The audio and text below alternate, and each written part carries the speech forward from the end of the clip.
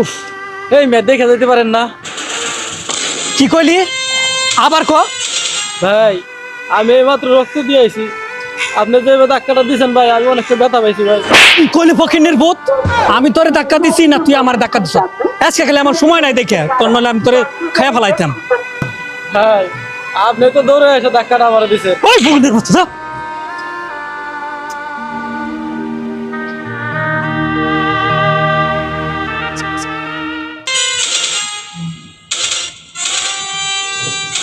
এই দাঁড়ান, আপনি আপনার মাকে দেখতে পারবেন না।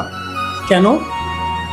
আপনি কোনো মানুষ না, আপনার ভিতরে কোনো মনুষ্যত্ববোধ নাই। কি বলছেন এইসব? আমি ঠিকই বলছি, আপনি মানুষকে মানুষ মনে করেন না। সে ধনী হোক কিংবা গরিব, সে একজন রক্তে মাংসে গড়া মানুষ। আপনি যাকে থাপ্পড় দিয়েছেন তার সম্পর্কে আপনি জানেন? হ চিনি, ওই লোকটা হচ্ছে একজন রিক্সাওয়ালা আর ভিখারি, আর ওই লোকটির জন্য আমার আটকাইছেন। সরেন, আমার যেতে দিন, আমার মাকে আমি দেখতে যাব। আরে দাঁড়ান, কিভাবে দেখবেন? আপনার মা তো রক্তের অভাবে মারা গেছে। আপনাকে আমি রক্তের ব্যবস্থা করতে বলছিলাম, ব্যবস্থা করছেন? কি বলেন ডাক্তার সাহেব? আমার মা মারা যেতে পারে না। আমি ডাক্তার সাহেব, আমি অনেক জায়গায় গেছি, কোথাও রক্ত পাই নাই। আপনি ডাক্তার, আপনি নিশ্চয় আপনি মিথ্যা কথা বলছেন। আমার মা মারা যায় না, আমার মা আমারে ছাড়া যাইতে পারে না। হ্যাঁ, আমি মিথ্যা কথা বলছি। আর এই মিথ্যা কথা শুনে আপনার চোখে পানি চলে আসছে। আর এটা যদি সত্যি হতো? বলেন কি ডাক্তার সাহেব? তার মানে আমার মা মারা যায়নি? না, মারা যায়নি। তবে শুনেন, আপনি যে রিস্কাওয়ালাকে থাপ্পড় দিচ্ছেন, ওই রিস্কাওয়ালা যদি সময় মতো রক্ত না দিত, আপনার মা মারা যাইতো।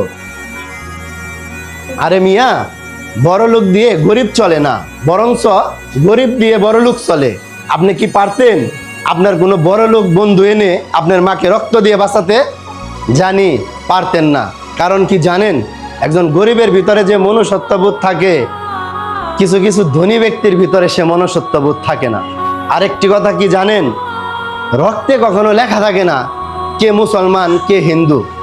আপনার মা যদি শুনে আপনার মাকে যে রক্ত দিয়ে বাঁচিয়েছে তাকে আপনি থাপ্পড় মারছেন, তাহলে আপনার মা কতটুকু কষ্ট পাবে। আরেকটি কথা কি জানেন? যেমন হাত কাটলে বোঝা যায় না কোনটা মুসলমানের রক্ত আর কোনটা হিন্দুর রক্ত। একটা কথা মনে রাখবেন, সবার উপরে মানুষত্ব, তাহার উপরে নয়। বুঝতে পারছেন? হ্যাঁ, বুঝতে পেরেছি। যেহেতু বুঝতে পারছেন, উনি এখান থেকে চলে যাওয়ার আগেই ওনার কাছে যে ক্ষমা চান, আর না হয় আল্লাহ তাআলা আপনাকে কোনোদিন ক্ষমা করবে না। ঠিকই বলেছেন।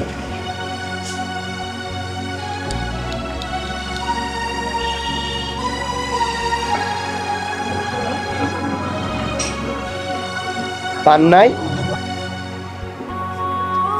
ঠিক আছে, আমি বুঝতে পারছি। আপনি যে আসছেন, পরবর্তীতে দেখা হলে আপনি যে ভুলটা বুঝতে পারছেন এটা ওনাকে বুঝিয়া বললেন।